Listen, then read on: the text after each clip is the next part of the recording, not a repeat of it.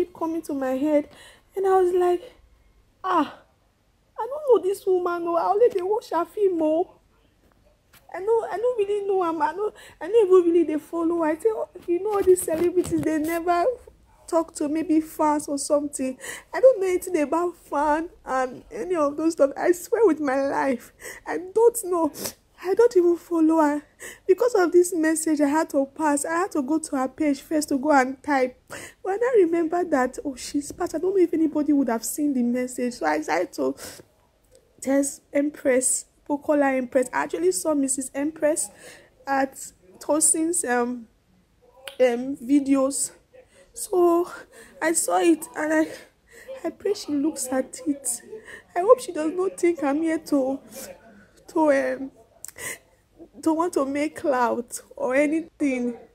I told her that if she does not even believe that God can do it, it's fine. But I want to just pass the message I was told to pass. I believe that if I pray for her, our body, she will be fine. Because truth be told, I have witnessed people come back to life in my presence. I'm not lying. People have made testimonies, and I used to think that they were false. Because I've never witnessed it before. So until it happened before my very eyes, our pastor was telling us the story of a woman that his own biological sister that did not believe that he was sent by God. He said if his brother is one of those fake people, so that she cannot believe that the things he does are abnormal, that Christians cannot be doing those things. I know many people have given up on God.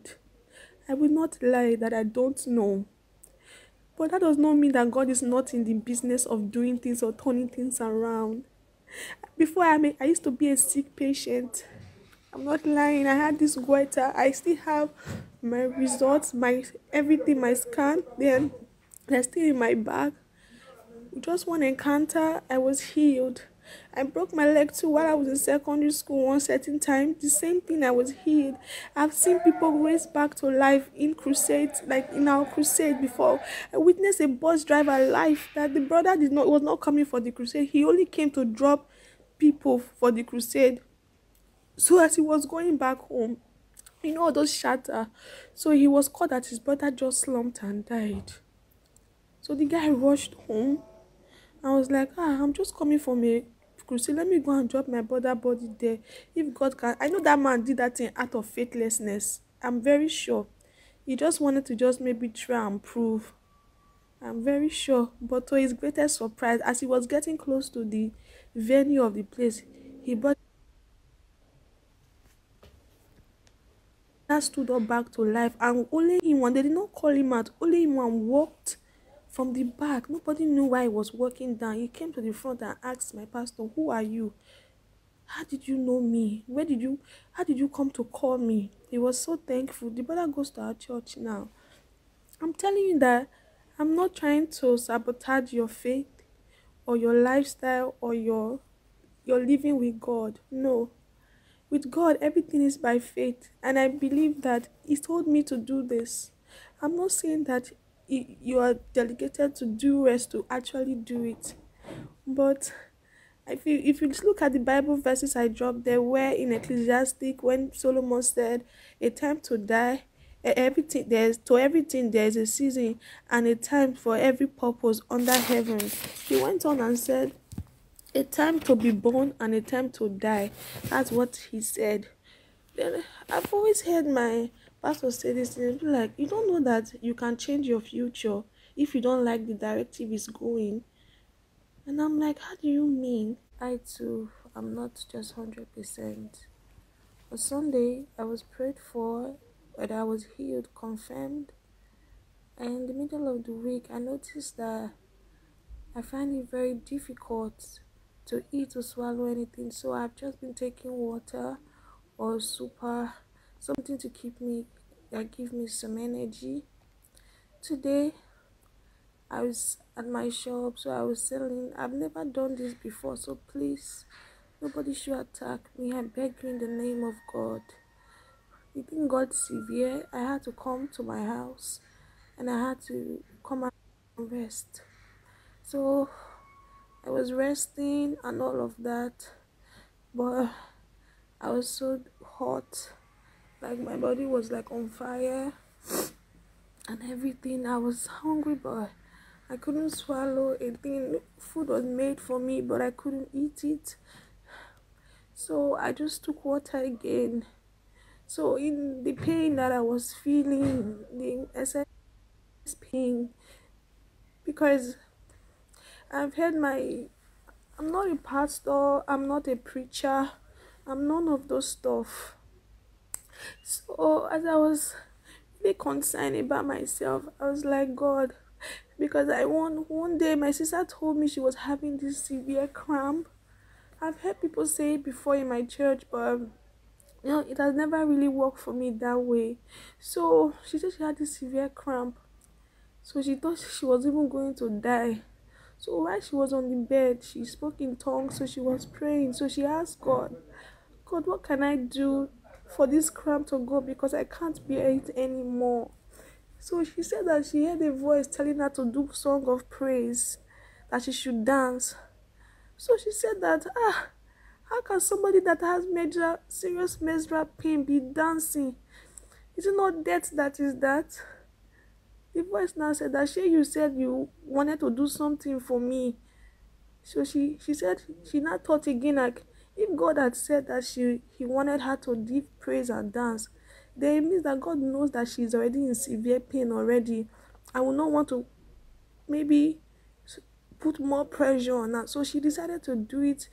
After she slept and woke up, she said the cramp was gone. That it was gone. She also confirmed another one where she was so cold. So she was making another negotiation with God. God told her, okay, go to the bathroom, go and use cold water to bathe. She said she argued and argued that she cannot say if that is it, she better stay like it, because actually she's scared of cold water. She always uses hot water. But she's also thought about it again and said, okay, she will go. So she went and she bathed, and true to it, her body came back to normal. So I was so depressed and I was like, God, what is happening to me? I was healed on Sunday. My name was even called. So at the end of the service, I sweated so profusely that I felt the sickness drop out of my body, because I speak in tongues a lot and all of that.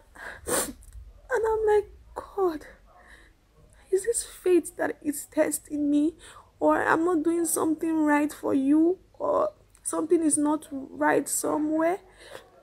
So I woke up in pain this evening, and I was like, I was so hungry, but I couldn't even eat. The food is still there. So as I was praying, I was like, let me just pray.